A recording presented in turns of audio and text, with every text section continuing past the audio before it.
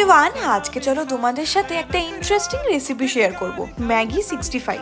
Chicken ব্রেস্টটা Ayan already কেটে নিয়েছে পকোড়ার সাইজে। তার মধ্যে একে একে মশলাগুলো দেব। মশলার মধ্যে আছে ধনে গুঁড়ো, জিরে গুঁড়ো, কাশ্মীরি লাল মির্চ পাউডার, দিয়ে দিলাম ডিম, আর তার ওপর দিয়ে কারি পাতা। ভালোভাবে মিক্স করে গরম তেলে ভেজে নেব। এমনি এত টেস্ট হয়েছিল। এবার চলো ম্যাগির আসল মশলাটা রেডি করি। না না, এমন কিছু টাফ ব্যাপার নয়, এইটার প্রিপারেশনটা তো আরো সিম্পল। ম্যাগি মশলাটা দেব, তার উপর ধনে গুঁড়ো অল্প একটু, আর তার সাথে কাশ্মীরি লাল মির্চ পাউডার। জলে গুলে মিক্স করে ওটা একটা সাইডে রেখে দিচ্ছি। কড়াই এবার দিয়ে দিলাম আদা বাটা, রসুন বাটা, গোটা লঙ্কা, অল্প একটু কারি পাতাও দিলাম, আর যে মশলাটা রেডি করেছিলাম সেটাও দিয়ে দিলাম। স্বাদ মতো নুন আর চিনি দিতে ভুলো না। এরপর ফ্রাই করা চিকেন আর সেদ্ধ ম্যাগি দিয়ে ভালো করে মিক্স করে রেডি।